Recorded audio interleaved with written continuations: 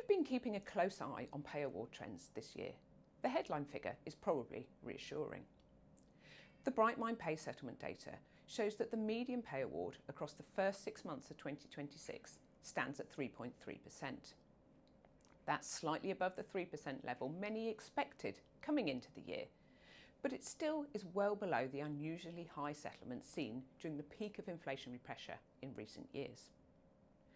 What's perhaps even more interesting is how closely employers are converging around a similar level of increase. Nearly 2/3 of pay awards have fallen between 3% and 4%, making this by far the most common range. In fact, the single most common award level is exactly 3%. This suggests that organisations are increasingly settling on a market consensus about what represents an affordable and competitive pay increase in 2026. To put the numbers into context, the lower quartile pay award is 3%, the median is 3.3%, and the upper quartile is 4%. Although the headline figures appear stable, there are signs that employers are becoming more cautious. When we compared this year's pay awards with those given to the same employee groups in 2025, around 41% of organisations awarded a lower increase this year. Just under 35% made a higher increase, and around a quarter made the same level as last year.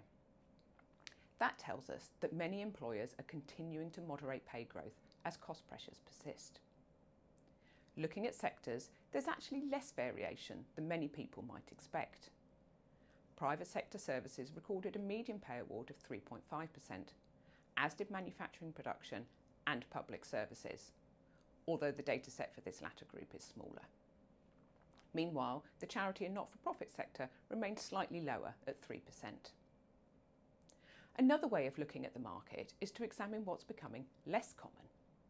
Pay freezes now account for just over 4% of settlements, making them relatively rare. But at the other end of the scale, awards of 5% or more account for fewer than 1 in 10 settlements. In other words, the market is becoming increasingly concentrated around a narrow middle ground.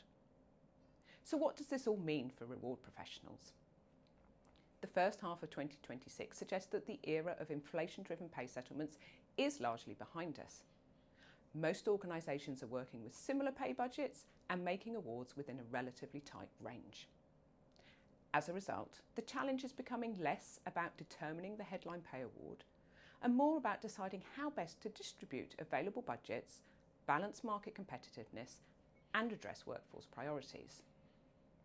The benchmark may be 3.3%, but increasingly, competitive advantage comes from how organisations use their reward budgets, not simply how much they spend. Alongside our HR metrics data, we have our compensation planning and pay equity analytics tools to help reward and HR professionals make decisions with confidence.